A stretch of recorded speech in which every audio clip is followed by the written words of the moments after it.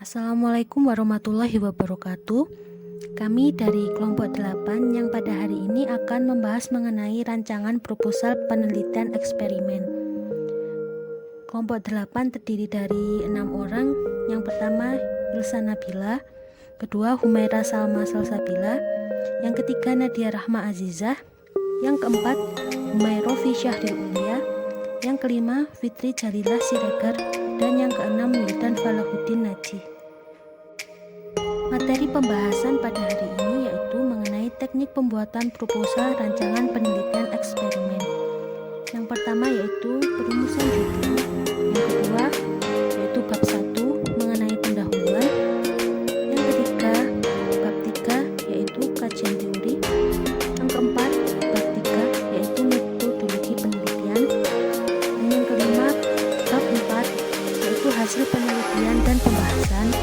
Selanjutnya bab 5 yaitu kesimpulan dan saran. Selanjutnya daftar pustaka dan lampiran. Baik, materi pertama akan disampaikan oleh teman saya.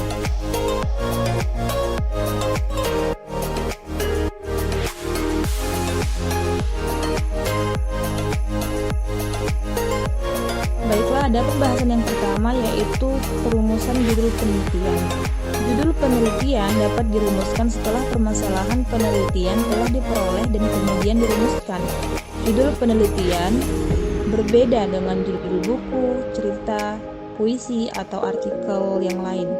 Judul penelitian harus mampu menggambarkan secara tepat dan jelas tentang apa yang diteliti. Sehingga syarat judul penelitian adalah 1. Menggambarkan variabel penelitian. Variabel penelitian adalah isu utama penelitian. Kalau isu utamanya adalah motivasi kerja, maka kata motivasi kerja tersebut secara eksplisit harus ada dalam judulnya. Jika peneliti tidak sekedar ingin tahu tentang motivasi kerja saja, tetapi juga secara khusus ingin mengetahui bagaimana hubungannya dengan variabel lain, misalnya kinerja, maka kata kinerja tersebut juga harus ada dalam judul penelitian. Kemudian yang kedua yaitu unit analisis harus dipaparkan secara jelas. Unit analisis yang dimaksud adalah organisasi, kelompok orang, kejadian, atau hal-hal lain yang dijadikan objek penelitian. Masih dengan isu motivasi kerja, maka judul penelitian juga harus secara eksplisit mencantumkan siapa yang diteliti secara lebih definitif. Kalau yang diteliti adalah pegawai, maka kata pegawai harus disebutkan di dalam judul penelitian. Nah, pegawai di sini adalah contoh dari unit analisis. Jika seseorang ingin meneliti sistem penggajian suatu instansi, maka unit analisisnya adalah instansi atau organisasi.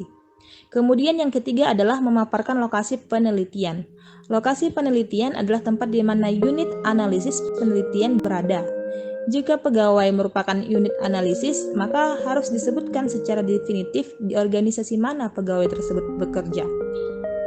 Apabila penelitian dilakukan di wilayah tertentu, secara jelas nama wilayah tersebut harus dicantumkan dalam judul penelitian.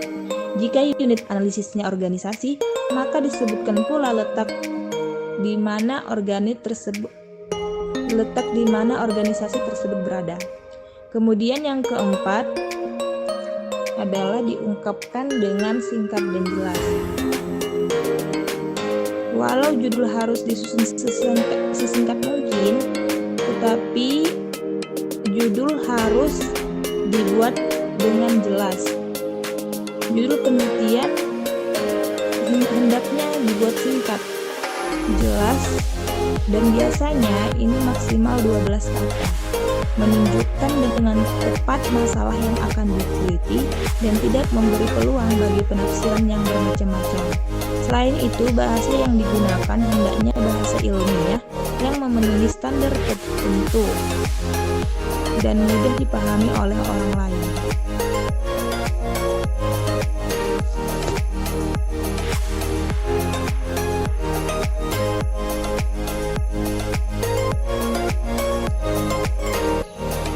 Kemudian adalah perumusan latar belakang. Bagian latar belakang menggambarkan secara utuh dan menyatu tentang tema sentral masalah yang dikaji. mekanisme proses timbulnya masalah tersebut, motivasi yang mendasari dilakukan penelitian, dan harapan yang diinginkan dari pelaksanaan penelitian. Sehingga dalam latar belakang harus ada yang pertama, apa yang membuat peneliti merasa gelisah dan resah sekiranya masalah atau topik tersebut tidak diteliti. Kemudian yang kedua, mengungkapkan gejala-gejala kesenjangan yang terdapat di lapangan sebagai dasar pemikiran untuk memunculkan permasalahan.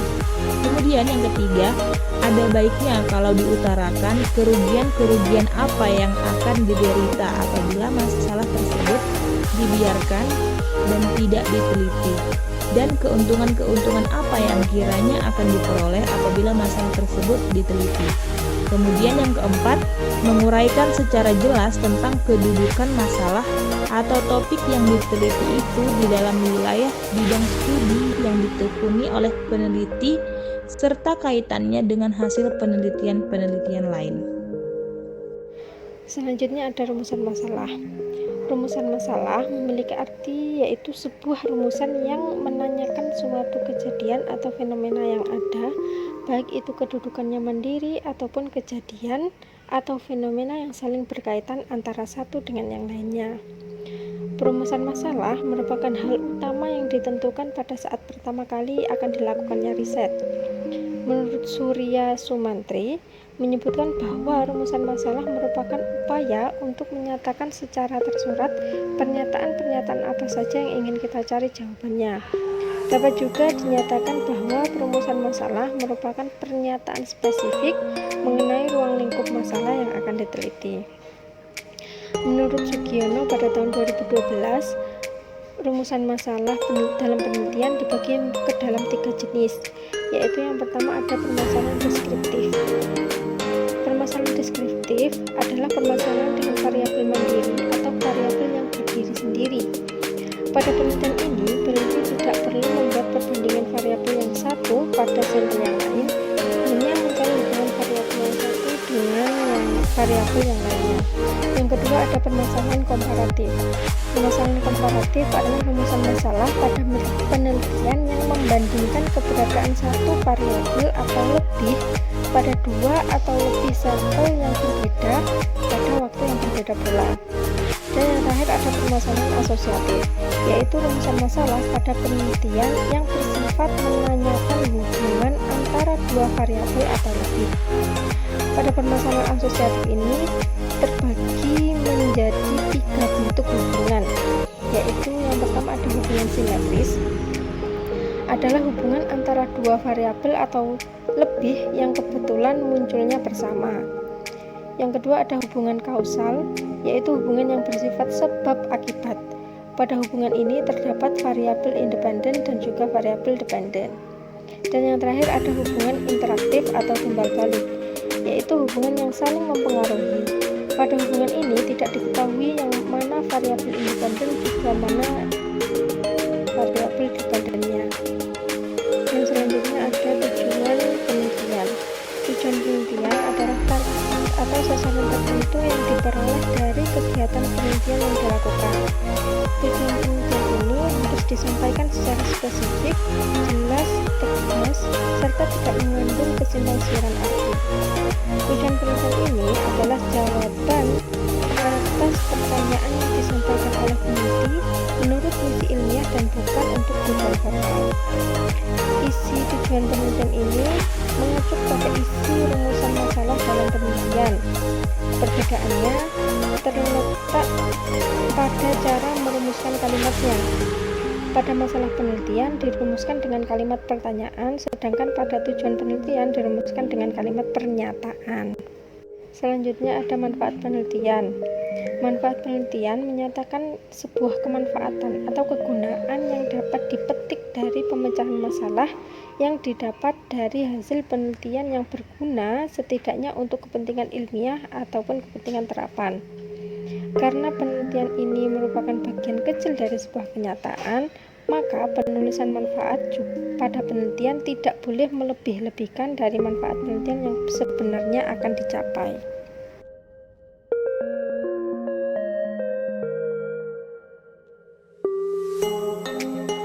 Selanjutnya mengenai kajian pustaka. Mengutip dari buku karya Muhammad Fitrah dan Dr. Lutfiah, dikatakan kajian pustaka merupakan tindakan mencermati, mendalami, dan menelaah pengetahuan. Kajian pustaka memuat uraian tentang kajian literatur yang mendasari gagasan untuk menyelesaikan masalah.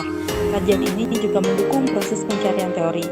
Nah, untuk langkah-langkah penyusunan kajian pustaka, menurut Donald Ari dan Creswell sebagai berikut.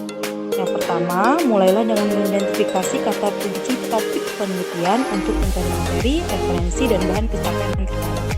Kedua, membaca abstrak laporan-laporan hasil penelitian yang relevan. Yang ketiga, membuat catatan hasil bacaan dengan cara membuat peta literatur. Yang keempat, membuat ringkasan literatur secara lengkap berdasarkan peta literatur. Yang kelima, membuat kajian pustaka dengan menyusunnya secara sistematis. Dan yang terakhir, pada akhir kajian pustaka, kemukakan pandangan umum tentang topik penelitian yang dilakukan berdasarkan literatur yang ada.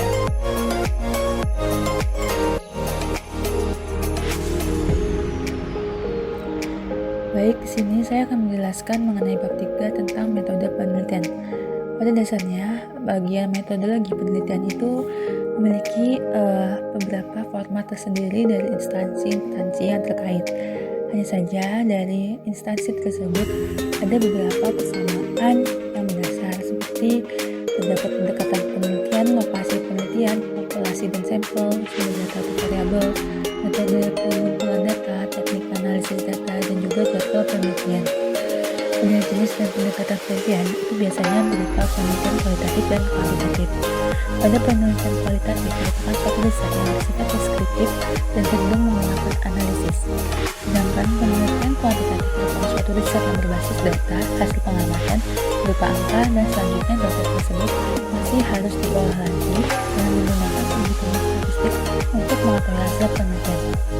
Pada jenis-jenis penelitian dapat dipilih sesuai dengan tema atau judul penelitian, antara lain yaitu tema deskriptif, penelitian korelasional, implementasi, penelitian evaluasi, penelitian eksperimen, penelitian fenomenologi, ground research, etnografi, studi kasus, dan juga analisis histori.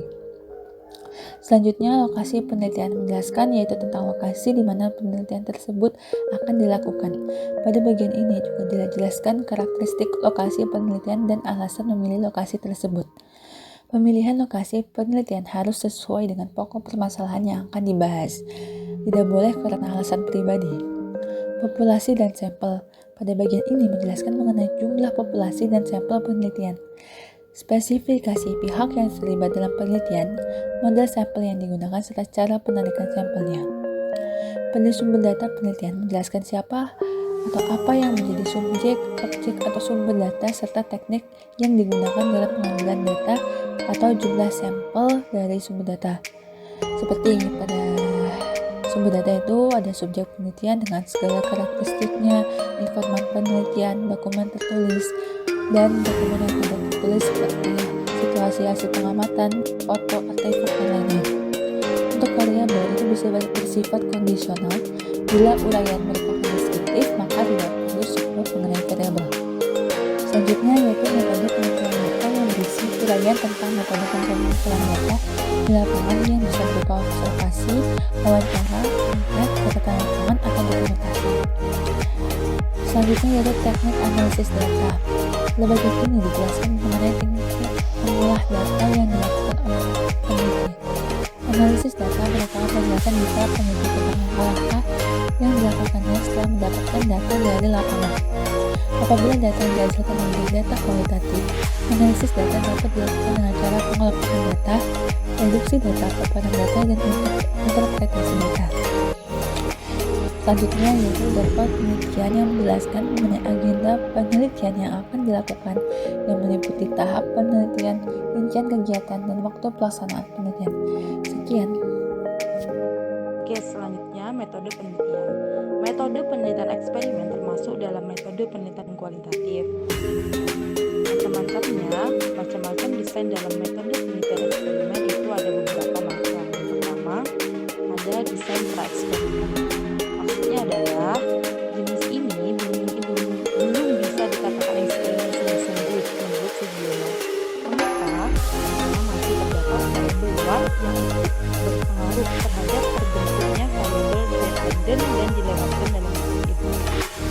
tersebut terjadi karena tidak adanya variabel kontrol dan sampel tidak dipilih secara akurat. Selanjutnya, desain itu eksperimental design. Nah, berbeda dengan pre-eksperimental dalam jenis eksperimen ini, eksperimen benar-benar dilaksanakan. Peneliti dapat mengontrol semua variabel luar yang mempengaruhi jalannya dalam eksperimen. Kemudian, validitas internal atau kualitas pelaksanaan rancangan penelitian dapat diandalkan. Selanjutnya, factorial design. Menurut Sugiono, eksperimen desain faktorial merupakan modifikasi dari true experimental design, yakni dengan memperhatikan kemungkinan adanya variabel moderator yang mempengaruhi perlakuan terhadap hasil variabel. Dan selanjutnya, metode penelitian eksperimen semu atau kuasi. Nah, ini desain penelitian terakhir. Bentuk desain eksperimen ini merupakan pengembangan dari dua eksperimental desain yang sulit dilaksanakan. Desain ini memiliki kelompok kontrol tetapi tidak dapat berfungsi sepenuhnya untuk mengontrol variabel-variabel luar yang mempengaruhi pelaksanaan eksperimen. Misalnya, dalam suatu kegiatan administrasi atau manajemen, sering tidak mungkin menggunakan sebagian karyawan untuk eksperimen dan sebagian tidak. Sebagian menggunakan prosedur kinerja baru dan sebagian tidak. Desain eksperimen kuasi adalah desain eksperimen yang melakukan kontrol terhadap beberapa variabel non-eksperimental dan ada kelompok kontrol sebagai kelompok komparatif untuk memahami efek perlakuan. Nah, selanjutnya mengenai langkah-langkah metode penelitian eksperimen. Nah, ini ada 3 tahapan ya teman-teman. Yang pertama yakni tahap persiapan, dan yang kedua tahap pelaksanaan penelitian, dan yang terakhir pengolahan dan analisa data. Nah, tahap persiapan itu apa sih? Yaitu tahap dimana kita merencanakan atau merancang eksperimen, desainnya apa yang digunakan, dan lain sebagainya. Terus pelaksanaan penelitian itu apa sih? Tahap ini dalam eksperimen setidaknya akan terbagi menjadi 2, yakni prioritas untuk melakukan suatu hal tanpa diberi perlakuan atau disebut dengan studi kontrol, post test, yakni melakukan sesuatu hal yang diberi perlakuan sesuai dengan rancangan eksperimen. Dan yang ketiga, pengolahan dan analisa data itu apa sih? Nah, tahap ini menginterpretasikan hasil eksperimen yang telah dilakukan. Data dapat disajikan terlebih dahulu melalui tabel atau chart.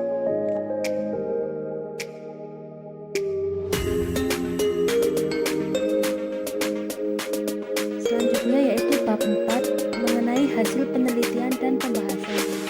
Pada bab 4 dalam proposal penelitian berisikan mengenai hasil penelitian atau hasil pengumpulan informasi atau data yang dikumpulkan dari lapangan melalui cara dan instrumen tertentu sesuai dengan pertanyaan dan tujuan penelitian, serta pembahasan atas hasil yang didapatkan dari penelitian yang telah dilakukan. Di dalam bab 4 ini terdapat beberapa poin penting. Yang pertama yaitu mengenai gambaran subjek penelitian. Jika diperlukan, maka dalam proposal penelitian bab 4 bisa dicantumkan gambaran atau deskripsi dari subjek penelitian, terutama apabila subjek penelitian merupakan kelompok khusus atau khas. Pada bagian ini dapat dijelaskan karakteristik khas yang menjadikan subjek penelitian. Untuk mendeskripsikan subjek penelitian, juga dapat menggunakan tinjauan sosiodemografis, historis, budaya maupun psikologis. Yang kedua yaitu pelaksanaan penelitian.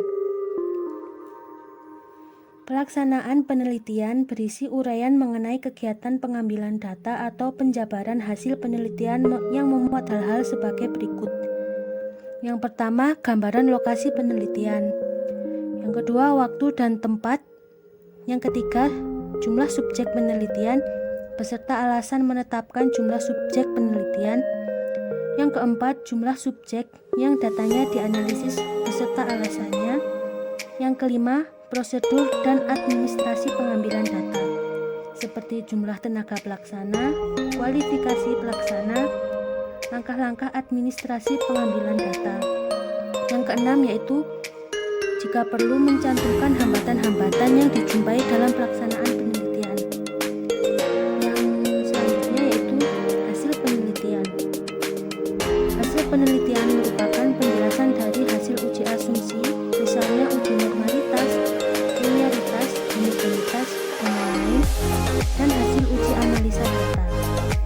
Selain itu, pada hasil penelitian, pemaparan hasil uji analisis data dapat disajikan dalam bentuk tabel atau grafik hasil dari pengolahan data yang telah dilakukan. Kemudian mendiskusikan hasil analisis deskriptif pada masing-masing variabel penelitian. Hasil penelitian ini juga menjawab pertanyaan apakah hipotesis penelitian diterima atau ditolak berdasarkan taraf signifikansinya. Yang terakhir yaitu analisis data.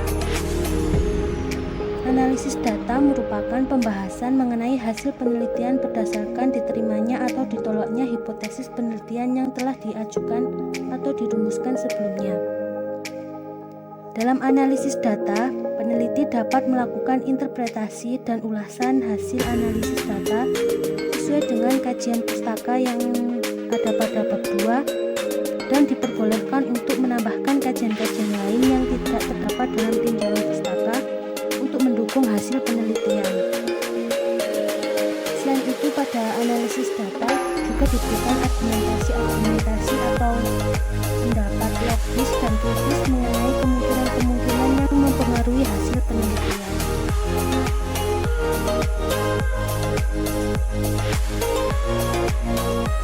Selanjutnya bab 5 yaitu penutup.